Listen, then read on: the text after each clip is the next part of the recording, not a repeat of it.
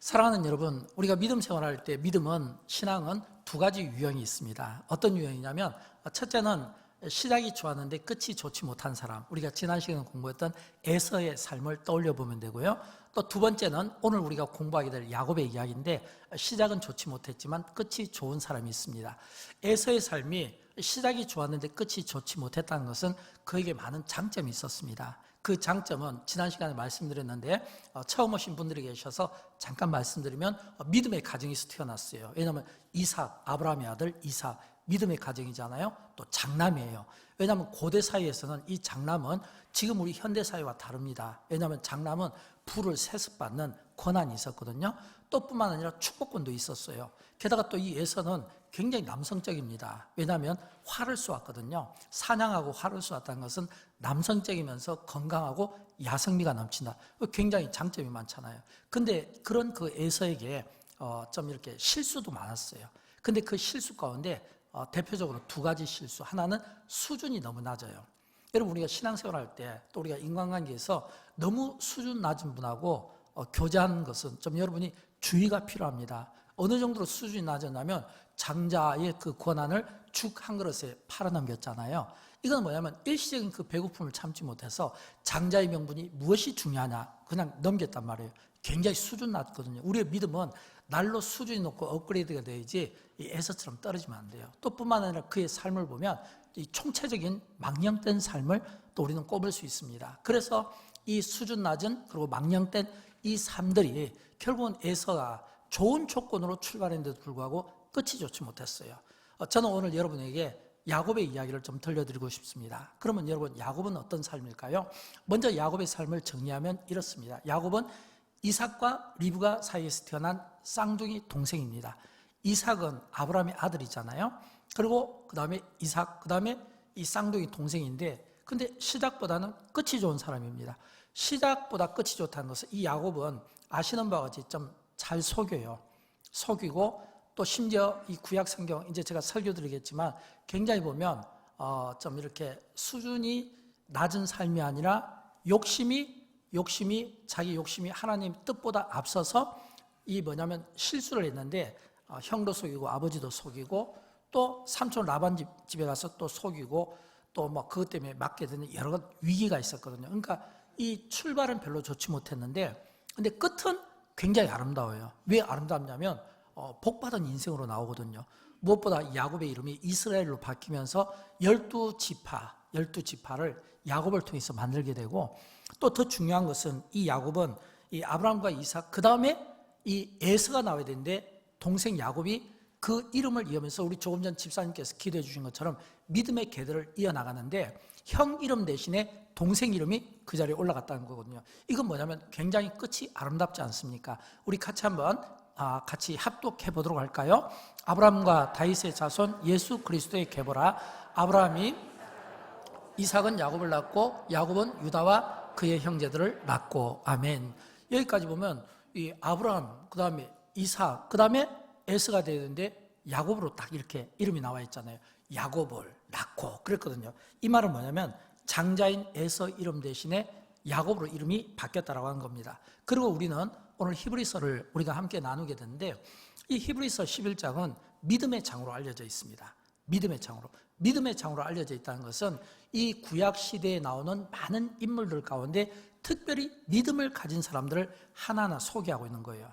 그게 이제 이 히브리서 11장의 특징이거든요.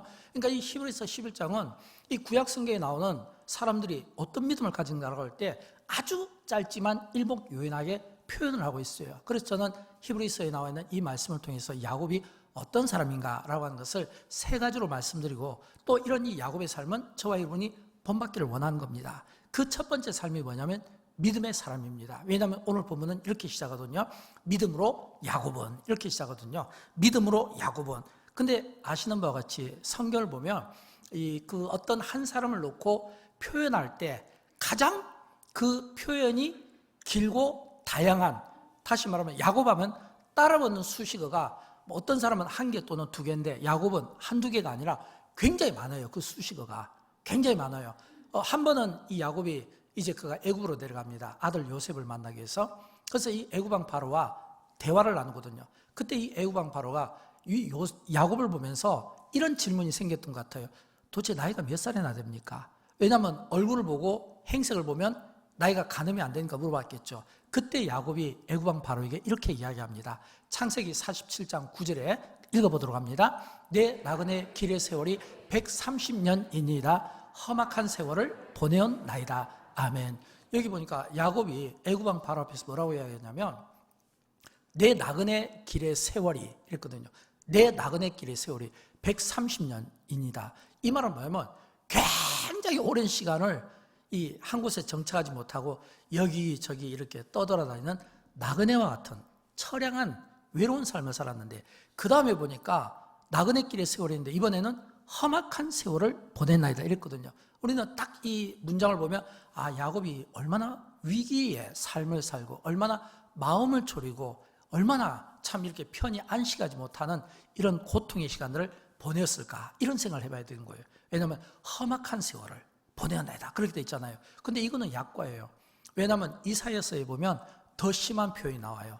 어떤 표현이 나오냐면 이사야 41장 14절에 보면 버러지 같은 너 야곱아 이렇게 되어 있거든요. 버러지라는 표현이 나옵니다.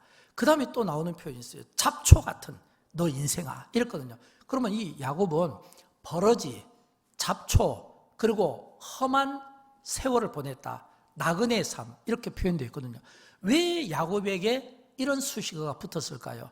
그렇게 붙게 된 것은 먼저 그가 형을 속이고 장자권을 빼앗은 겁니다. 형을 속이고 장자권을 뺐는데 이 장자권은 이 구약시대의 고대사에서 이 장자권은 굉장한 권한이었거든요. 근데 이걸 죽 한 그릇에 팔아넘겼잖아요. 그러니까 이건 형을 속였고 장자권을 빼앗았으니까 이게 참 나쁜 행동이라고 볼 수 있죠. 근데 형만 속인 게 아니에요. 아버지도 속였어요.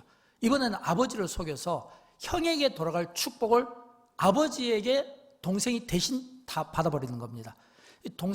형을 속여서 이게 장자권도 뺐고 아버지를 속여서 또 축복권도 대신 받게 되고 또 외삼촌 라반의 집에 가는데 이 라반의 집에 간 거 왜 갔냐면 이 형 에서가 너무 무서워서 두려워서 간 거예요. 죽일까 봐. 그래서 도망가서 머무는데 그 세월이 무려 20년이었어요.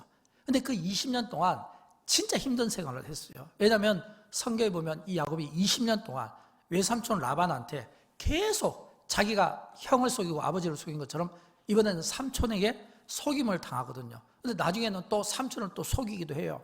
근데 이 야곱의 표현을 보면 그가 눈코 뜰 새 없을 정도로 바빴더라. 아침부터 저녁까지 계속 20년 동안 노동에 시달렸다는 거예요.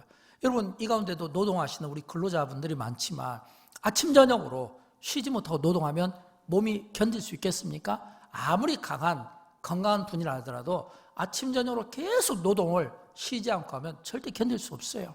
그런 그 고통을 야곱은 그가 다 받아들였다는 거예요. 근데도 불구하고 성경은 역설적으로 이 야곱의 결론을 이렇게 내는 거예요. 우리 같으면 이 야곱이 형도 속이고 아버지도 속이고 또 외삼촌도 속이고 또 속임을 당하기도 하고 이런 그 과정 속에서 이 야곱은 어떻게 보면 이게 하나님께로부터 칭찬을 받으면 안 되는데 근데 뜻밖의 성경은 역설적으로 이 야곱의 삶을 이야기할 때 하나님께 복을 받은 자로다 이렇게 나와 있다는 거예요. 여러분 이걸 우리가 받아들일 수 있겠습니까? 이 가운데 동생이 형을 속여요. 이 가운데 형님 되시는 분이 좋게 받아들일 수 있습니까? 아버지를 속여요. 감히 좋게 받아들일 수 있겠냐라고 하는 겁니다. 그런데도 불구하고 성경은 이 야곱의 삶을 이야기할 때 복을 주셨다. 그래서 성경은 이렇게 결론을 내리고 싶어요. 야곱이 그의 처음의 삶은 하나님의 뜻보다 자기 욕심에 앞서서 하나님의 뜻보다 자기 욕심에 앞서서 그의 삶이 상당한 굴곡과 고난의 세월을 보냈지만 여러분 저는 권면합니다. 우리가 어떤 일을 할 때 반드시 우리가 기도로 하나님의 뜻을 물어야 돼요. 근데 더 중요한 것은 많은 분들이 경건한 그리스도인들이 실수하는 것 중에 하나는 뭐냐면 기도하고 하나님의 뜻을 구했는데도 불구하고 자기 욕심 때문에 하나님의 뜻보다 자기 욕심을 앞세울 때가 많은 거예요. 이건 진짜 우리가 경계해야 되거든요. 저는 여러분 우리 가운데는 그런 분이 없었으면 좋겠어요. 아무리 이것이 하나님의 뜻이라면 내 욕심을 포기할 수 있어야 돼요. 아니면 절제할 수 있어야 돼요. 아니면 나의 욕심이 하나님의 뜻보다 앞서지 않도록 속도를 조절한다든지 아니면 브레이크를 밟을 수 있어야 돼요. 근데 하나님의 뜻은 이미 정해졌는데 내 욕심이 하나님의 뜻보다 앞서니까 결과적으로 좋지 못한 결과를 낳게 된 겁니다. 이게 야곱의 단편입니다. 단점 인생이에요. 그런데 여러분 아십니까? 하나님은 우리를 평가하실 때 단점 인생을 보고 평가하는 것이 아니라 장점 인생을 보고 평가합니다. 우리 인간은 사람을 평가할 때 그 기준이 내가 좋아야 되고, 그리고 어떤 그 평가를 할 때 장점보다는 단점을 많이 볼 때가 있어요. 9가지 잘해도 한 가지 허물이 있으면 그 허물 때문에 깎아내리고 싶어하는 게 이게 인간의 모습이거든요. 왜냐하면 우리 안에 죄성이 그렇게 만드는 거예요. 그런데 성경은 이 하나님께서 야곱을 평가할 때 단점 인생인데, 근데도 불구하고 오히려 장점을 칭찬했다는 거예요. 그러면 여러분, 이 야곱의 단점 인생은 무엇일까요? 속이는 것이 그의 단점 인생이라면 장점 인생은 집념의 사람이에요. 집념의 사람. 집념의 사람. 어느 정도로 집념이 강하냐면, 내가 하나님께 복을 받기 위해서는, 내가 하나님께 복을 받을 수만 있다면, 내가 하나님께 은혜를 입을 수만 있다면, 이런 집념이에요. 이 집념이 뭐냐면 오버해서 하나님의 뜻보다 앞서서 결국에는 어차피 하나님의 섭리 가운데 이루어질 일인데도 그 욕심이 결국은 자기 인생을 어렵게 만들었다고 하는 겁니다. 그러나 성경은 야곱을 결론을 낼 때 이렇게 결론을 내는 거예요. 히브리서에서 뭐라고 결론내냐면 믿음으로 야곱은, 이렇게 결론 내거든요. 그렇다면 그의 모든 삶을 총체적으로 신약 성경에서 결론이 믿음으로 야곱은 이렇게 되어 있거든요. 그런데 저는 여러분에게 똑같은 이런 어떤 거룩한 욕심들이 있었으면 좋겠어요. 저는 이 가운데 시작이 좋은 분들이 계시다면 저는 그 좋은 출발점이 많은 사람들의 기대와 경력 가운데 더 좋아질 수 있기를 진심으로 축복합니다.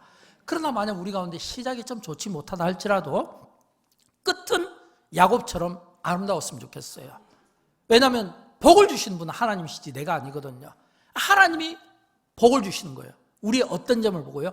장점을 보고요. 우리의 집념을 보고요. 저는 할 수만 있으면 우리 가운데 혹시 참 좀 실수가 있고 시작이 좀 더디더라도, 그러나 마지막은 끝은 아름다운 인생으로 되기를 진심으로 축복합니다. 야곱이 그런 삶을 사는 거예요. 그래서 성경은 믿음으로 야곱은 이렇게 하거든요. 훗날 우리가 이렇게 역사 가운데 사람들에게 우리가 회자될 때 저는 그랬으면 좋겠어요. 믿음으로 우리 한 사람 한 사람 우리 이름을 넣으면서 믿음으로 아무개, 이런 식으로. 여러분 이렇게 이 가운데 혹시 성묘 다녀오신 분들 계실지 모르겠는데, 성묘 가시면 이렇게 다 거기 비석에 보면 있잖아요. 뭐 목사 누구, 성도 누구, 뭐 이런 식으로 다 뭐 학자 누구 이런 식으로 되어 있잖아요. 각 종교를 이렇게 앞에서 글을 따기도 하고 되어 있는데, 저는 그랬으면 좋겠어요. 믿음으로 아무개가 하나님의 품으로 가다. 이랬으면 얼마나 멋있겠습니까? 저는 그런 것처럼 믿음으로 여러분의 이름을 넣으면서 훗날 여러분의 자녀들이 여러분을 평가할 때 우리 아빠는 믿음의 사람이었다. 또 우리 조부는 믿음의 사람이었다. 영광교회 아무개 장로님은 믿음의 사람이었다. 영광교회 아무개 권사님은 믿음의 사람이었다. 영광교회 아무개 집사님은 믿음의 사람이었다. 저는 이런 믿음의 사람이라고 하는, 믿음으로 야곱은 그런 것처럼 훗날 우리가 주님 앞에 섰을 때 주님이 우리를 그렇게 기억해 주시기를 주님의 이름으로 축원드립니다. 여러분 왜 제가 이 말씀을 드릴까요? 성경은 이렇게 말하고 있잖아요. 로마서 3장 10절을 보면 의인은 없나니 하나도 없다. 의인은 없나니 하나도 없다. 이 이야기는 하나님이 우리를 찾아오실 때 우리의 의인된 모습을 보고 찾아오는 게 아니라는 겁니다. 의인은 없나니 하나도 없다고 했잖아요. 이 말은 우리의 의인된 모습을 찾아오는 것이 아니라 우리 안에 있는 재성이 있지만, 그럼에도 불구하고 하나님이 우리의 마음을, 하나님의 마음이 우리를 통해 움직인다면 그건 뭐냐면 우리 안에 죄된 마음이 있음에도 불구하고 여전히 변하지 않는, 흔들리지 않는 믿음. 내가 약해서 죄를 지을 수 있고, 또는 내가 약해서 시험에 들을 수 있고, 내가 약해서 넘어질 수 있지만 그럼에도 불구하고 내 안에 있는 믿음, 하나님을 향한 믿음, 하나님을 바라보는 믿음, 하나님 앞에 예배하는 믿음, 하나님 앞에 기도하는 믿음, 이 믿음이 하나님의 마음을 움직일 수 있다는 거예요. 그래서 우리의 믿음이 중요한 겁니다. 성경에 보면 하나님께서 쓰신 사람들의 그 특징을 보면요, 강한 사람을 쓰지 않습니다. 오히려 성경은 약한 자를 통해서 강한 자를 부끄럽게 하신다는 거예요. 그럼 여러분, 하나님은 어떤 사람을 쓸까요?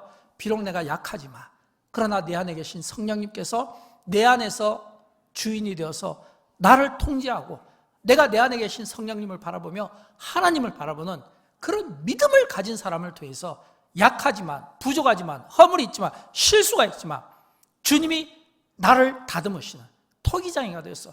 내가 주님의 손에 다듬어지는 인생이 됐을 때 비로소 하나님은 우리를 쓰시는 겁니다. 모세가 그렇게 쓰임받았잖아요.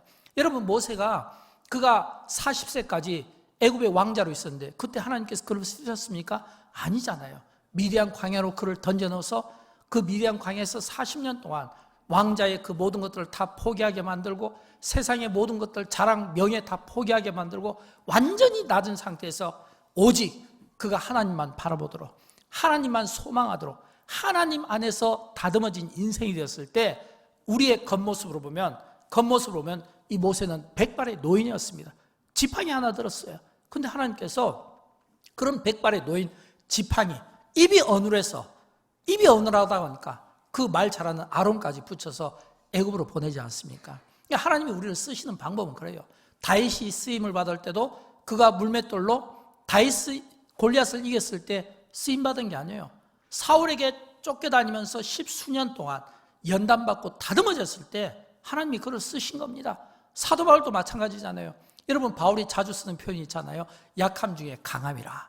내가 자랑할 것은 약한 것밖에 없다, 이거잖아요. 이 말은 뭐냐면 이 사도 바울이 그가 힘있고 배경 좋고 학식을 자랑하면서 뽐낼 때 그가 쓰임받은 인생이 아니라 약함 중에 쓰임을 받았다는 겁니다. 그러니까 하나님은 내가 약하다는 이 이야기는 하나님께 맡긴다는 의미예요. 내가 하는 것이 아니라 하나님께서 하신다는 거예요. 이런 믿음을 하나님께서 보실 때 사용하시는 거예요. 야곱도 마찬가지예요. 야곱도 그 인생이 보면 버러지 같은 인생, 잡초 같은 인생, 형을 속이고 아버지를 속이고 삼촌을 속이는 이런 인생, 또 세겜성에 가서 그 세상적인 그 어떤 그 유혹을 뿌리치지 못했을 때 가족의 큰 비극 또한 얻게 되거든요. 이런 이 야곱 안에 있는 모든 약한 것들을 전부 다 끄집어내어서 치료하시고 그 믿음을 통해서 회복시켜 주시고, 그랬을 때 비로소 그가 쓰임을 받는다라고 하는 겁니다. 여러분, 믿음은요 금보다도 더 중요합니다. 여러분, 믿음은요 어떤 어려운 환경과 상황 가운데서도 우리를 견뎌내게 하는 힘이 어디에 있냐면 믿음에 있는 겁니다. 그래서 우리가 고린도전서 13장 13절 보면 우리가 잘 아는 사랑장이잖아요. 대표적인 말씀인데, 근데 믿음, 소망, 사랑 이 세 가지는 항상 있을 것인데 그 중에 제일은 사랑이라고 했잖아요. 이 말씀은 뭐냐면 이 사랑의 출발점이 믿음에 있다는 거예요. 믿음, 소망, 사랑. 사랑의 출발점이 믿음에서부터 시작한다는 겁니다. 소망의 출발점이 믿음에서부터 시작한다고 하는 것입니다. 저는 비록 야곱이 잡초 같은 인생을 살았다 할지라도, 그러나 그가 믿음을 가지고 있었기에 그 믿음을 인정받은 것처럼 훗날 저와 여러분, 우리의 믿음이 하나님께 인정받는, 그래서 하나님께서 다른 건 몰라도 내가 너의 믿음만큼은 인정하지 않을 수 없게 된다라고 하는 이런 복된 말씀을 받는 이런 믿음의 사람들로 오고 오는 모든 세대 속에서 흔들리지 않는, 세상 유혹에서 흔들리지 않는 이 믿음을 저와 여러분이 갖게 되기를 주님의 이름으로 축원드립니다. 이 믿음을 갖기를 원하는 거예요. 그 다음에 두 번째, 우리는 야곱할 때 떠올리는 게 뭐냐면 축복입니다. 우리가 노아를 공부할 때는 그의 순종이었거든요. 아브라함을 공부할 때는 믿음이었거든요. 근데 여러분, 야곱을 공부할 때는 축복입니다. 왜냐하면 히브리서 11장 21절을 보면 믿음으로 야곱은 죽을 때에 요셉의 각 아들에게 축복하고 이랬거든요. 믿음으로 야곱은 죽을 때 요셉의 각 아들에게 축복하고. 여러분, 이 말씀은 야곱이 지금 죽기 바로 직전에, 임종 직전에 그가 뭘 했냐면 그 아들들에게 축복을 했다는 거예요. 요셉의 두 아들에게 축복하고 또 그 남은 아들들에게 하나하나 축복했다는 겁니다. 이 말을 바꿔 이야기하면 그는 마지막 죽기 직전까지도 죽을 힘을 다해서 그는 그 자녀들을 축복했다라는 겁니다. 이 말은 뭐냐면 이 야곱에게는 축복권이 있었고, 그리고 이 축복권은 야곱뿐만 아니라 이 땅에 있는 모든 아버지들에게 주어진 축복이기도 합니다.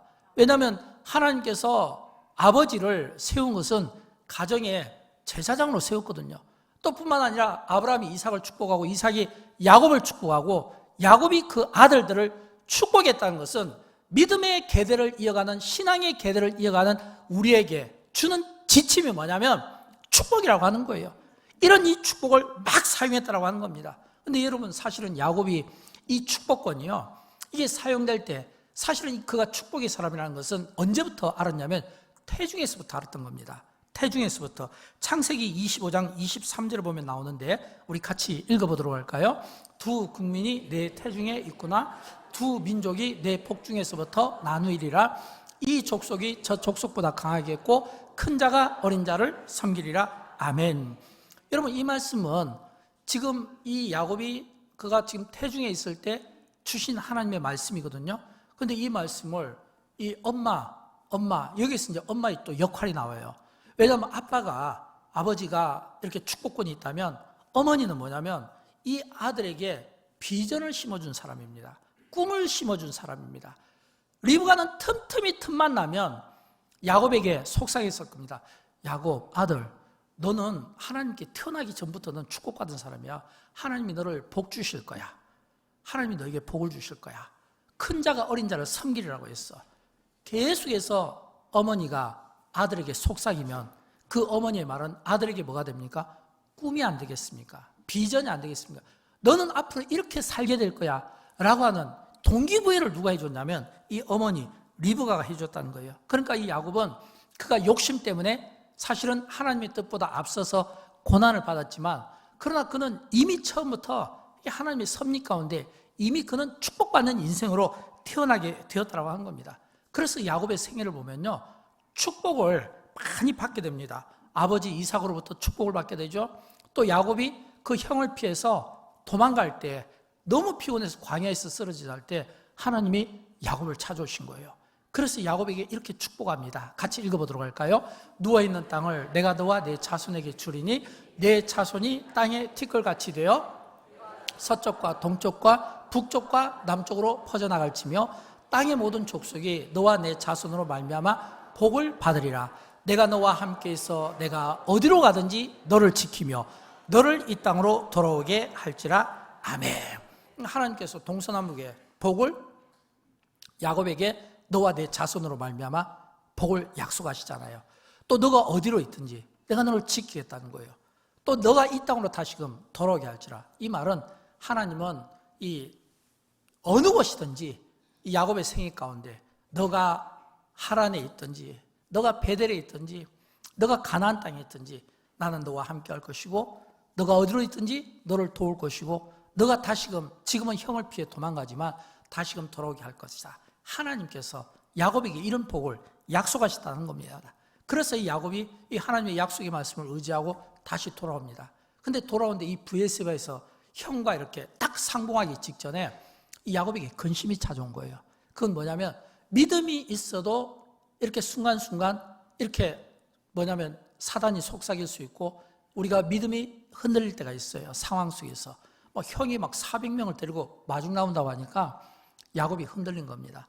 그래서 그 브니엘에서 흔들릴 때 하나님의 사자가 야곱을 찾아가는데 야곱과 씨름을 하게 되거든요.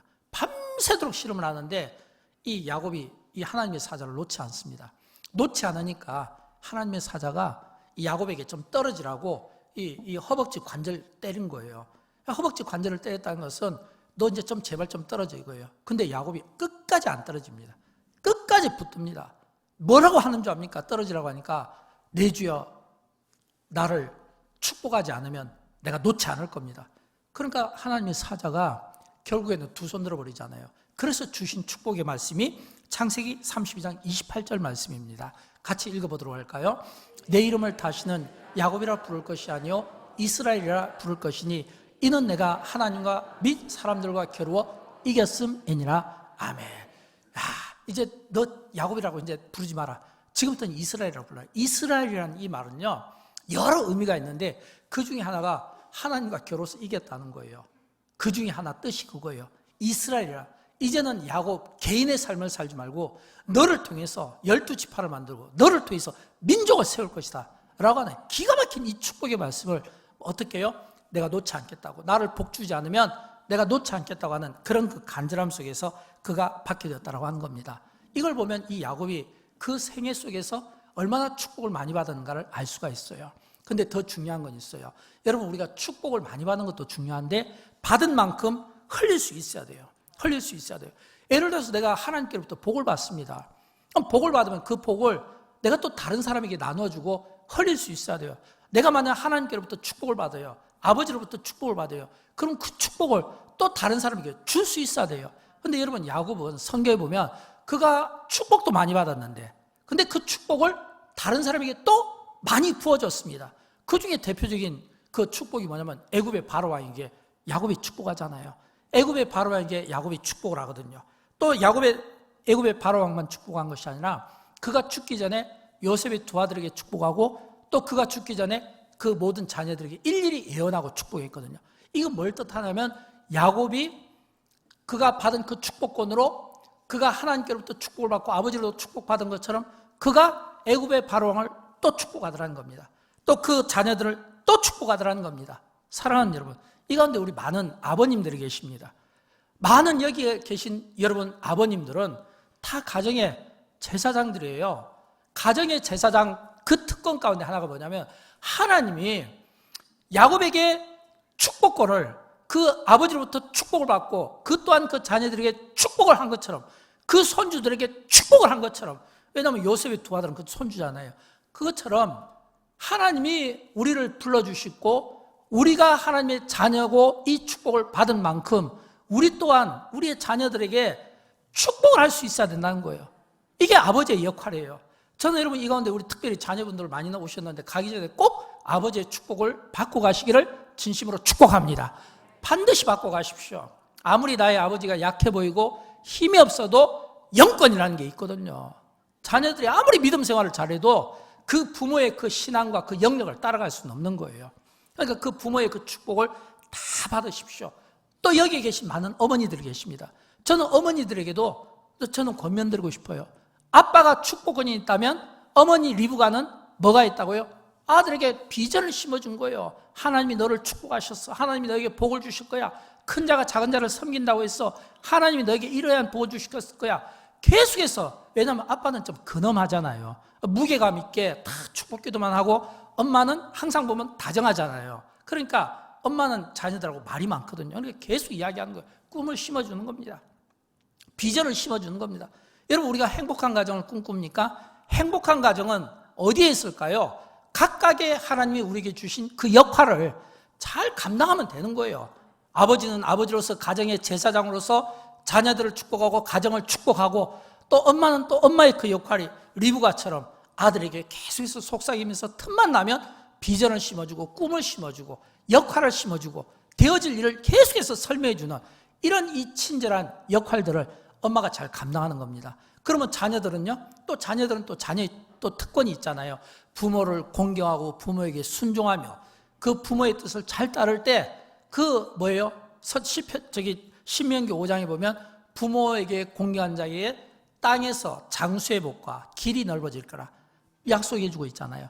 저는 이런 이 축복들을 함께 받아 누리는, 그래서 진짜 우리 집은 온전히 하나님을 섬기는 가운데 하나님의 복이 여러분 가정마다 넘칠 수 있기를 주님의 이름으로 축원드립니다. 그 다음에 세 번째, 이 야곱은요 예배의 사람이었습니다. 마지막 죽을 힘을 다했어도 그는 하나님 앞에 예배했거든요. 오늘 본문 우리 다시 한번 읽어보도록 할까요? 믿음으로 야곱은 죽을 때에 요셉의 각 아들에게 축복하고 그 지팡이의 머리에 의지하여 경배하였으며 아멘. 여러분, 임종을 앞두신 분, 저는 목사니까 임종 예배를 많이 드립니다. 또 임종 예배를 드릴 때 제가 경험한 것은 임종 예배를 드리는 당사자 입장에서는요 힘이 없습니다. 그냥 눈으로 표시할 정도고, 가끔 고개를 들어서 표시할 정도고, 아니면 그냥 손가락이라든지 입을 통해서 표시한 정도입니다. 힘이 없어요. 임종을 앞두신, 이미 부모님을 천국 보내드리신 분은 아시잖아요. 표현이 어려워요. 그런데도 불구하고 야곱은 죽을 때에, 이 말은 임종이 얼마 안 남았고 이제 시간이 얼마 안 남았거든요. 그런데도 불구하고 그 마지막 그 혼신의 힘을 다해서 죽어가는 그 상황 속에서도 지팡이를 머리에 의지하여 경배하였으며, 이 말은 뭐냐면 경배했다는 이 표현은 하나님께 예배했다 이런 뜻이거든요. 하나님께 예배했다. 마지막 그 순간까지도 지팡이를 놓지 않고 하나님께 예배했다는 겁니다. 저는 여기에서 이 야곱에게 이 지팡이는 하나님의 약속을 지켜주는 수단이라고 생각을 합니다. 왜냐하면 야곱이 평생 그 지팡이를 놓은 적이 없거든요. 이 말은 뭐냐면 마지막 그 순간까지 지팡이를 붙잡고, 예를 들어서 이게 우리 연세 드신 분이 가끔씩 이렇게 계단에 내려갈 때 보면 다리에 힘이 없으시고, 그럴 때 보면 벽에다 이렇게 몸을 기대거나 봉을 이렇게 잡는 것처럼 혼신의 힘을 다하는, 그래서 마지막 하나님께 경배했다는 거예요. 여러분, 여기서 우리는 야곱에게서 배우는 건 뭐냐면, 그가 그렇게 시작이 좋지 못했음에도 불구하고 그의 집념은 하나님께 있었고, 하나님께 복받고 은혜 받는 거였으며, 그 하나님께 복받고 은혜 받는 그 모든 그 과정을 어디에서 시작하냐면 예배에서 시작했다는 겁니다. 더 중요한 것은, 그러면 야곱이 처음부터 예배를 잘 드렸을까요? 그렇지는 않습니다. 처음에는 야곱이 예배의 사람이 아니었어요. 오히려 욕심이 너무 커서, 하나님의 뜻보다 욕심이 너무 커서, 이 욕심이 때로는 사람에게 이렇게 막 서두르게 만들잖아요. 이게 욕심이 앞서면 이성을, 이 판단력을 잃어버리거든요. 그 욕심 때문에 하나님의 뜻을 잃어버리게 되고, 욕심 때문에 서두르게 되고,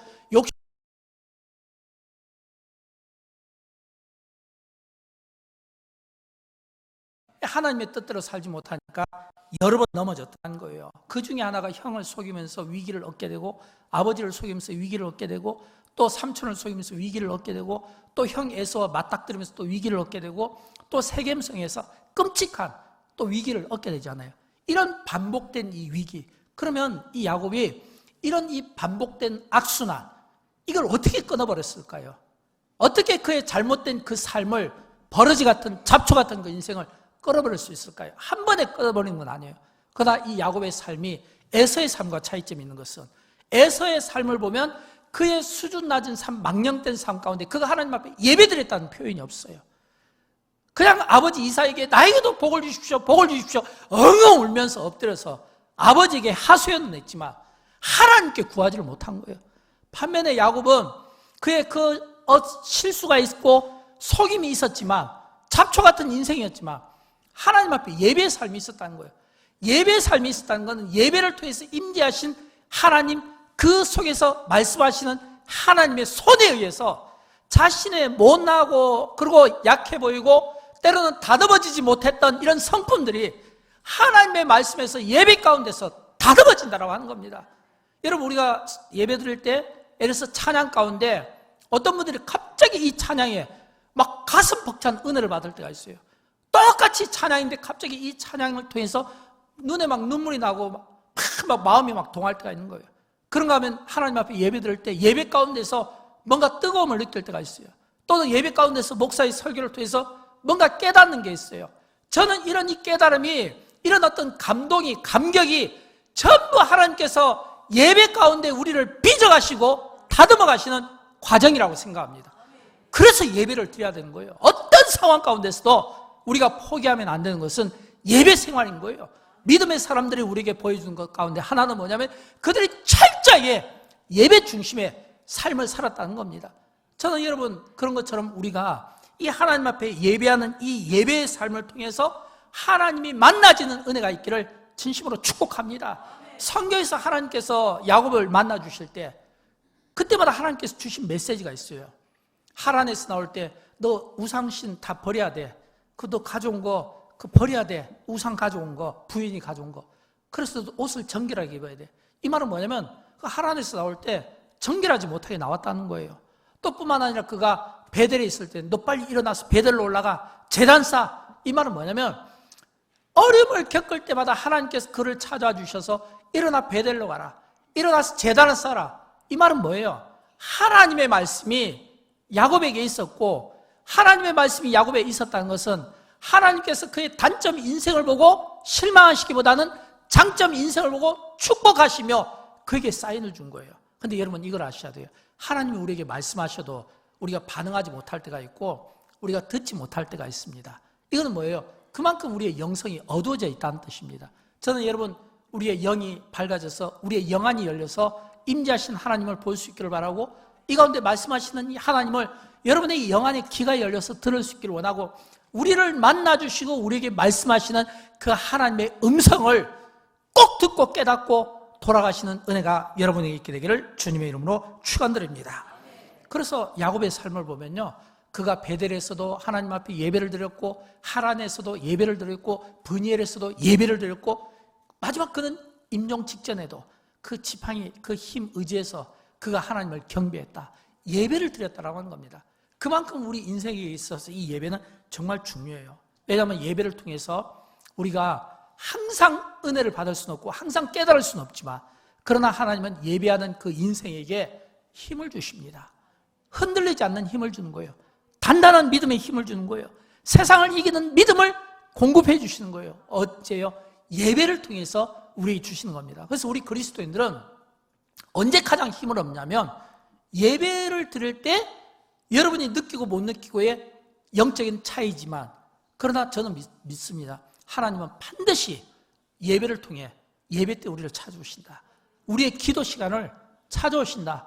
우리의 찬송 시간을 찾아오신다라고 하는 겁니다. 야곱이 인생의 분기를 맞게 된 것은 하나님을 만나면서부터고, 하나님을 만난 사람들의 특징은 그들이 하나님 앞에 하나같이 예배를 드리고, 예배를 통해서 이 뭐냐면 하나님을 만나면서 예배가 회복된 거예요. 그가 하나님 앞에서 11조도 약속하고 서원한 것도 약속하고 또 믿음도 약속하고, 그러니까 하나님께서 그를 응답하시고 그에게 복을 주셨다는 겁니다. 이게 전부 다 믿음의 삶이 예배에서부터 시작됐다고 하는 겁니다.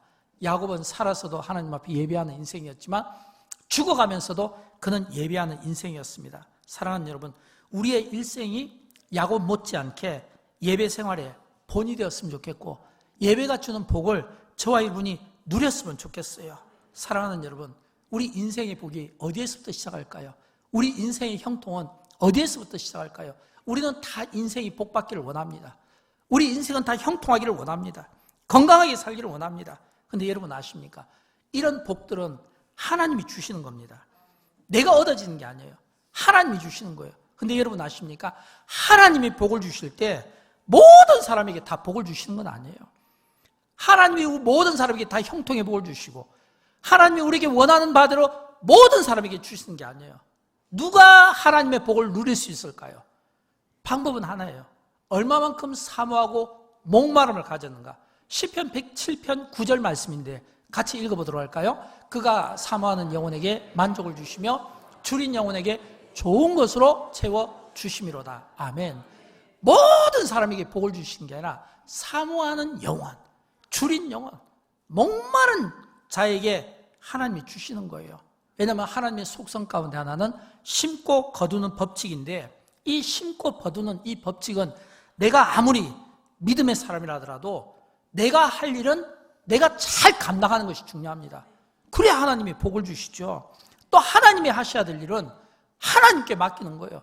그런데 우리는 많은 경우 믿음이 있다고 하면서 내가 해야 될 일을 하지 않는 것이 오늘 우리의 문제고, 또 하나님이 하셔야 될 일은 하나님께 맡겨야 되는데 맡기지 못하는 것이 문제인 거예요.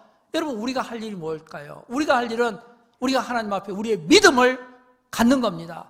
하나님에 대한 절대 신뢰, 내가 하나님을 신뢰합니다 라고 하는 이런 하나님에 대한 믿음, 하나님이 나에게 복을 주실 거라고 하는 믿음. 그래서 하나님 앞에 내가 그 믿음을 가지고 부지런해야 돼요.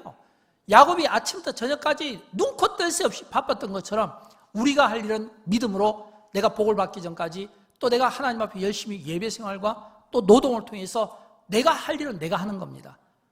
또 그 대신에 하나님께서 하실 일은 하나님이 하셔야 돼요. 근데 하나님이 하셔야 될 것은 하나님께 맡겨야 돼요. 왜냐하면 하나님이 하시거든요. 그래서 출애굽기 33장 19절 말씀, 이 말씀이 중요하죠. 같이 읽어볼까요? 나는 은혜 베풀 자에게 은혜를 베풀고 긍휼히 여길 자에게 긍휼을 베푸느니라. 아멘. 하나님께서 우리에게 은혜를 베푸실 때 아셔야 될 것은 내가 은혜를 베풀 자에게 은혜를 베푼다 이겁니다. 내가 긍휼히 여길 자에게 긍휼을 베푼다 이 말이에요. 이 말은 하나님은 모든 사람에게 은혜를 베푸는 것이 아니라 은혜를 베풀고 싶은 사람에게, 긍휼히 여기고 싶은 사람에게 은혜를 베풀고 긍휼을 베푸는 겁니다. 다시 에서와 야곱의 삶을 알아볼까요? 그러면 하나님께서 야곱에게 은혜를 주신 것은 왜일까요?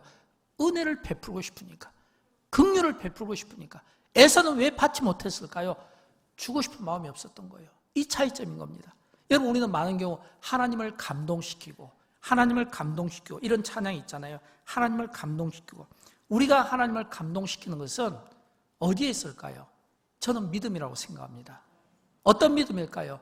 내 뜻보다 하나님의 뜻이 중요하고 하나님의 뜻보다 내 뜻이 앞서지 않는 이런 겸손함과 절제가 중요하고, 그래서 내 뜻보다는 항상 하나님의 뜻, 먼저 하나님께 기도로 물어보고 하나님께 예배로 물어보며 우리가 하나님 앞에 믿음의 삶을 살 때, 마치 히브리서 11장에 보면 믿음으로 야곱은, 이 말은 이런 뜻이 아니겠습니까?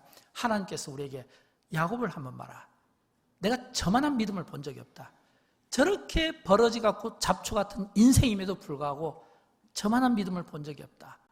그 믿음에 감동이 되어서 잡초 같은 인생, 버러지 같은 인생, 험악한 세월을 사는 인생, 늘 가슴 졸이면서 늘 위기 일발의 이런 삶을 살았음에도 불구하고 야곱은 한 가지를 붙들었던 겁니다. 믿음의 삶이었어요. 그 믿음과 삶이 갈수록 좋아진 거예요. 목회를 하다 보면 그런 생각이 듭니다. 어떤 분은 진짜 믿음이 좋은 것 같은데 갈수록 믿음이 다운되는 분들이 있는가 하면, 어떤 분들은 처음에는 믿음이 없었는데 그 믿음이 날로 갈수록 좋은 분이 계십니다. 그럼 목사님 입장에서는 믿음이 떨어지는 분을 위해서 많이 안타까워하면서 기도합니다. 그분의 믿음이 다시금 세워지도록. 그러나 믿음이 날로 좋아지는 분들을 보면 굉장히 감동을 받습니다. 제가 한 일이 없는데, 별로 역할이 없는데, 그럼에도 불구하고 묵묵히 그 믿음과 신앙이, 삶이 자라는 것을 보면요, 사람은 감동을 받습니다. 여러분, 우리가 자녀를 키울 때도 똑같은 심정 아닐까요? 마찬가지로 하나님이 우리를 보실 때, 우리의 믿음을 평가하실 때 야곱의 그 믿음은 참 멋져 보인다라고 하는 겁니다. 저는 그런 것처럼 저와 여러분, 우리의 믿음이 하나님 앞에 멋져 보이는 믿음, 훗날 생명책에 믿음으로 야곱은 기록된 것처럼 믿음으로 우리 개개인의 이름이 기록되었으면 좋겠고, 또 믿음으로 우리의 자녀들을, 가정의 아버님들은 축복하고, 또 어머니는 믿음으로 자녀들의 꿈을 세워주고 그 꿈을 격려하고 응원하는, 그래서 우리 주님 보실 때 야, 진짜 참 멋진 가정이다, 행복한 가정이다, 이런 소리가 우리 주님으로부터 직접 칭찬으로 듣기를 주님의 이름으로 축원드립니다. 우리 함께 일어나셔서 우리 함께 야곱의 축복인데, 제가 이 축복을 택한 것은 야곱이 이 찬양 가사 가운데 보면 귀한 하나님의 축복의 삶이 넘쳐날 거야 라고 했는데, 이 찬양이 오늘 찬양하는 여러분 모두에게 가정에게 있게 되기를 진심으로 축복합니다.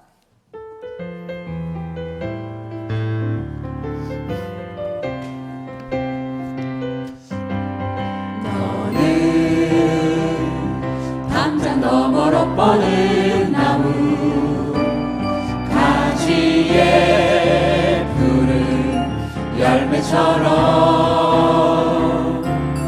하나님의 귀한 축복이 삶에 가득히 넘쳐날 거야. 너는